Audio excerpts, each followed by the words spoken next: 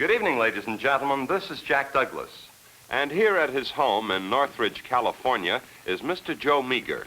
For 50 weeks of the year, Mr. Meagher is a mechanical engineer.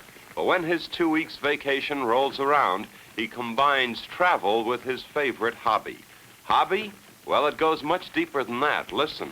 For as long as I can remember, I have been fascinated by the American Indians. In my opinion, the most colorful of all Aboriginal people. Now, in some countries, the Aborigines have died out, but we in America are more fortunate. The first Americans have not vanished, and with our help and understanding, their numbers will multiply. Now, as Jack indicated, I spend every vacation in that part of America we call Indian country.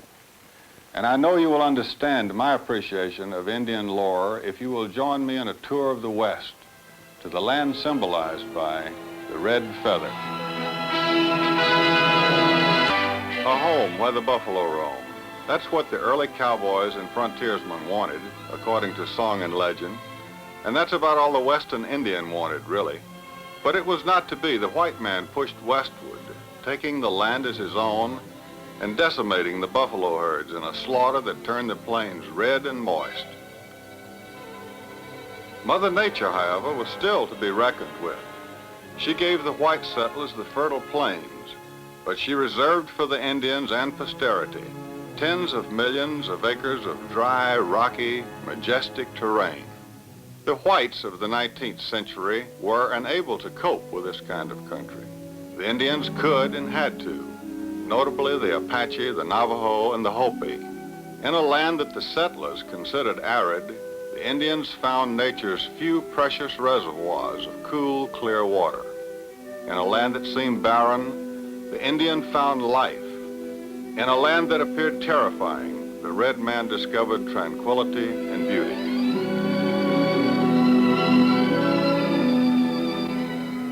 Half a century later, the Indians tenaciously continue to raise flocks of sheep on little more than sand and sagebrush. But the picture is changing rapidly. Oil derricks dot the landscape, and the flames of burning excess gas turn the twilight blue to shades of angry pink.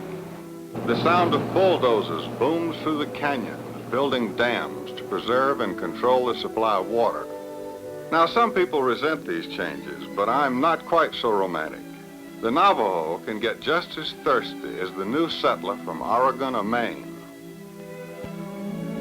Throughout Indian country, you'll see many deserted hogans and crumbling forts, and the ancient remains of once proud native villages, inhabited today only by nature's wild creatures, but visited daily by thousands of people curious to see how and where the first Americans lived. Pueblo Bonito is one of the better known, and this painting shows the pueblo, or village, during its heyday. But fortunately, we don't have to depend merely on paintings or ruins to bring back the past, for Indian antiquity is still with us in pueblos such as Taos in New Mexico. Taos remains virtually unchanged since that memorable day in 1542 when Coronada's men rode into this very plaza, searching for the fabled 7 cities of gold. They found little gold, so they had to settle for a mere empire. This is Navajo country, and you can recognize it immediately by the traditional hogans, Navajo homes built of cedar logs and covered with dried mud. The aroma of cedar is what you'll remember most when you enter a Navajo hogan. Now, the Navajos are as industrious as any Indian tribe, and more so than most. But when the women find a few hours of free time, they organize a stick game, an elementary game that probably predates Columbus. The sticks are white on one side and they're black on the other, and the sticks are thrown against a flat rock, and the combinations of blacks and whites determines the number of stones that the thrower may bypass with her marker. And this has always been a woman's game, and incidentally, they are not above making a few bets, such as a cup of flour or sugar. Now, one of the women had brought along her baby, cradleboard and all. Now, at first, he seemed to be quite content with being propped up against the hogan. He just stretched out on that cradleboard and wrinkling his toes and soaking up the sunshine. After a while, though, he got a bit upset at being ignored.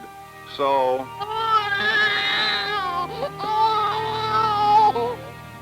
Well, it's mama to the rescue. But did that break up the stick game? Not on your life.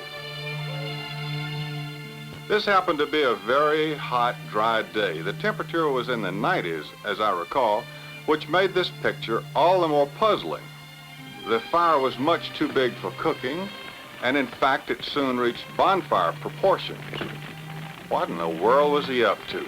As it turned out, this was the start of another Navajo custom, the sweat bath.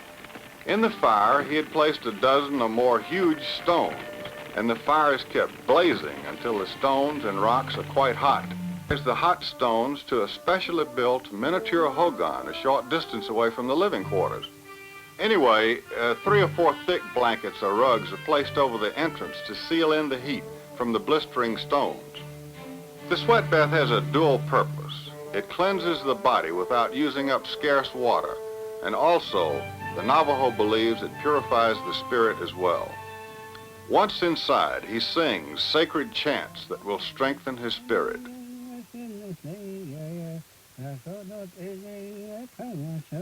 I am a human. I am going among the vicious black snakes. I am handling the vicious black snakes. I am unafraid. I have courage. With courage, no harm can befall me. I am unafraid. Emerging from the sweat bath after about a half hour, Mr. Lewis Long may surprise some of us with what he's about to do. He dries himself by rubbing dirt and sand over his entire body. Strange behavior? Not when we consider that his religious beliefs make him feel spiritually closer to the earth than we do. He thinks of it literally as Mother Earth, and this dust on his body, he believes, has placed him in physical contact with one of the great moving forces of his religious life. He and the dust of Mother Earth are as one, and this adds an emotional factor to the purification ceremony known as the sweat bath. This modern, attractive Goldwater's department store in Phoenix, Arizona, seems far removed from hogans, cliff dwellings, stick games, and purification rites. But while I was here in Phoenix, Goldwater's was featuring a magnificent collection of Kachina dolls, the finest array of its kind I have ever seen. To the Hopi Indians, the Kachina is not a play doll, but rather a replica in friendly spirits responsible for rain, good crops, and plentiful hunting. The Kachina spirits represented by these dolls are not worshipped as gods, but they symbolize the very core of the Hopi religious beliefs. Even in this age of nuclear energy, the Kachina is not stamped out by automation. The true Kachina is lovingly, yes, and laboriously handcrafted. The root of the cottonwood tree supplies the raw material, and over a period of days and even weeks, the small log is roughed, chiseled, and carved. To hand paint the finished carving, James Kiwanwatewa fashions a paintbrush from the dry stem of the yucca leaf. It's just that simple, but the actual painting is more elaborate and prescribed by tradition. Most importantly, all Kachinas are masked figures, for no Hopi in his right mind would ever claim that he had seen the real face of the Kachina spirit represented by this doll. These are more elaborate Kachinas, and fittingly so, for these are Hamish figures, the Kachinas symbolizing the rain spirits. Rain? Oh, not in this dry season. I looked out to the cornfields. They hadn't had a drop of rain in weeks. There was nothing in the sky to even suggest rain, just fleecy white clouds and a blue background. Rain? Well, hardly. But Jimmy would not be swayed. The Hamish Kachinas would bring rain to the dry cornfields. Now, I'm not a cynic, but I must confess that I thought Jimmy was putting me on. That afternoon, however, at about 3 o'clock, the sky turned into what I can best describe as white darkness. And suddenly, absolutely suddenly, the rains came to Indian country.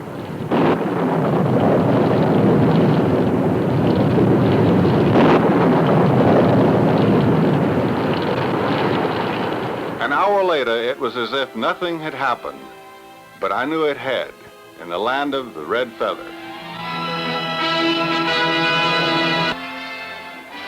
We're in Scottsdale, Arizona in the month of February. And what we are watching is the annual Parada del Sol, Parade of the Sun. The parada is typical, I think, of the desire of all Americans to perpetuate their country's colorful yesteryear. And despite the light rain, tens of thousands of spectators came to Scottsdale for this festive day. This float is dedicated to the 4 flags that have flown over Arizona. An Oriental touch is added, some local people who raise Arabian horses.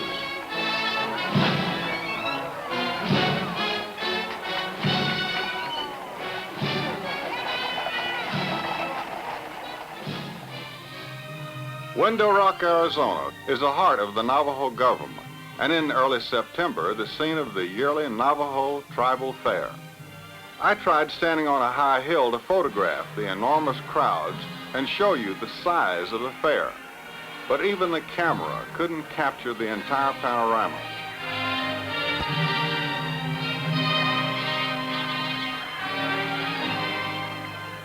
Yes, they have a fine rodeo too, but it's by no means the only worthwhile attraction at this 4-day jamboree. The riders are amateur Navajos. The fame of the Navajo as a sheep raiser is by now legendary, and these 4-H club youngsters, most of them Navajos, including this beautiful girl, are determined to excel their parents and grandparents. Wonderful prize sheep, and a fine bunch of youngsters, I must say.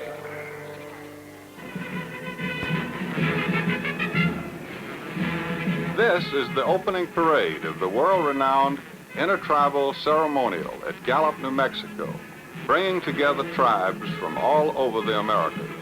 They're all here, and to name a few, these are the Zuni women, followed by the Apache devil dancers.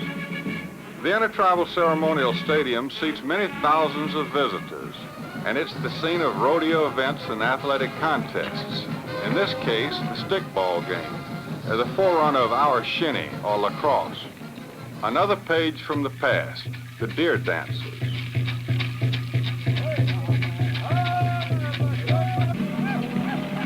The most exciting dances, I thought, took place at night by the light of the flaming fires, when most visitors had left for the day, and the Indian could be himself and express himself.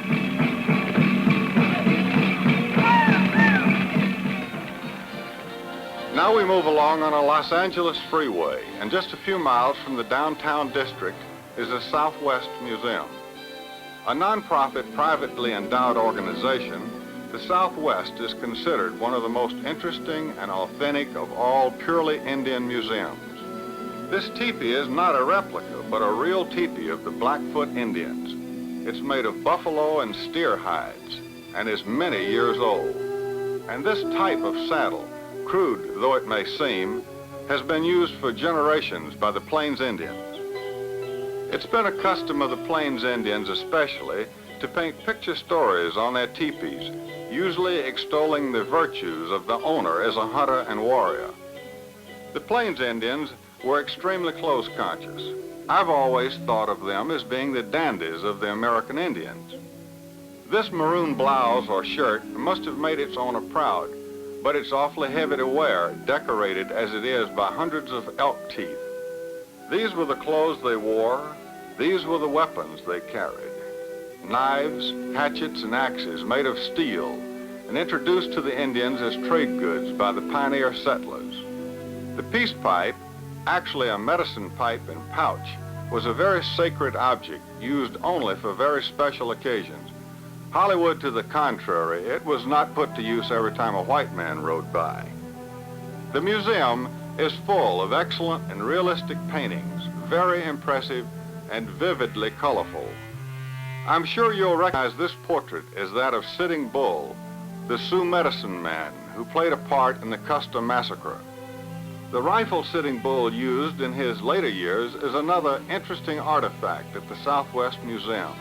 It's a model 1861 Winchester, but it's not known whether or not he had this rifle at the Little Bighorn. Well, make this what Jack calls a must when you vacation in Los Angeles, the Southwest Museum. These now are some of the people who make up what I like to think of as the living museum.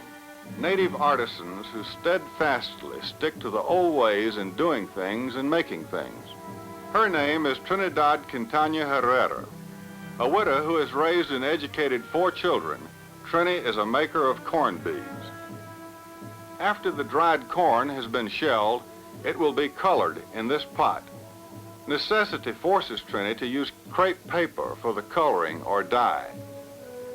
Hours later, when the dried corn is still soft from boiling, a needle and thread are all that she needs to string together 100 or more kernels of corn to make a single ornamental necklace. The string is completed by tying a leather thong to each end. With a dozen or more finished corn necklaces in her arms, Trini walks the few minutes from her home to the Santo Domingo trading post. It's just off the highway between Albuquerque and Santa Fe, and its owner is a transplanted Easterner, Mr. Fred Thompson. By combining Eastern merchandising ideas with the flavor of the Indian West, Fred has made Santo Domingo one of the best and best-known trading posts in the Indian nations. But just look at this rack. There must be at least 1,000 corn strings in this one trading post. Apparently, they're a very hot item, and one reason may be the price, 50 cents to $1. The mission of San Luis Rey near Oceanside, California, was the second in the chain of missions established by the Franciscan Fathers, stretching from San Diego to San Francisco. The larger missions generally established a secondary mission nearby, assisting or assistencia missions, such as the assistencia at the Indian village of Pala, 20 miles from Oceanside. The village is populated by the Cupeno Indians, moved here by the government in 1903 from elsewhere in California. Now, one of the primary functions of all of the missions was to bring Christianity to the Indians. And the mission of San Antonio in Pala is today the only one of the original California missions still serving the American Indians, as we will see in a few moments. The inner courtyard of the mission is indescribably beautiful, a breathtaking mixture of Mexico and old California. The shrine was donated by silent screen star Ramon Navarro in memory of his parents. Approaching the shrine is Sister Victor, a Navajo serving God many hundreds of miles from her reservation. Welcome to Mission San Antonio. Ours is the last of the original California missions still serving the American Indians. Here at Mission San Antonio, we teach both the Indian and white children who come to us from a distance of about 12 or 15 miles. How many western states are there? Lee? 13 western states, and it comes from here to there. What are the 2 states that are separate from the United States? Lydell? Hawaii and Alaska. As I listened and watched, one word came to my mind, America. Here was a small California village few people have ever heard of, a Navajo nun, a mission school, children of different races and creeds, and the one unifying word is America. Now flying over Monument Valley in the heart of Navajo land, 2 of the most memorable weeks of my life had come to an end. But I had much, much more than merely a good time to remember. For 2 golden weeks, I had renewed my acquaintance with my Aboriginal American brothers. For them, as for all of us, times have changed. They have not changed. They remain today as I have known them for most of my life. Not as they are falsely portrayed in the TV and Hollywood westerns, but as they really are, gentle, kind, industrious, proud of their heritage, and unshaken in their beliefs. If I am prejudiced, I plead guilty to the charge. I am deeply, sentimentally, and emotionally infatuated with the first Americans, my fellow countrymen who live in the shadow of the red feather. In the shadows of Wyoming's Tetons, we meet 2 talented people who share with us a love of the Indian and his culture, Reginald and Gladys Laubin. The teepee and these Indian things you see around here have been part of my life for Well, ever since I was 10 years old, which is more than most Indians nowadays can say. I learned my first Indian dance steps about the same time, and I've been interested in Indian dancing ever since. It just seemed to me that here was a real American art that all of us ought to know more about. So Gladys and I have spent our lives living with old-timers and learning about the early days and trying to recapture some of the dances that have not been given in nearly 100 years. Americans have traveled all over the world in search of art and culture and have neglected this great wealth of material right here within our own borders. We hope that we can preserve this not only for the Indians themselves, but for all Americans as a great American heritage. What we're about to see, the Laubins, in an ancient Indian dance, is a far cry from movie and TV westerns. One of the last surviving dances of the early days is the now popular grass or Omaha dance. Although this was a dance largely for a good time, only bravest warriors could belong to the Omaha Society. Originally, also, only men who had distinguished themselves against the enemy were permitted to sing and drum for this dance. But tonight, I'm going to give the honor to Gladys Laubin. Wiakawa-shtenwe.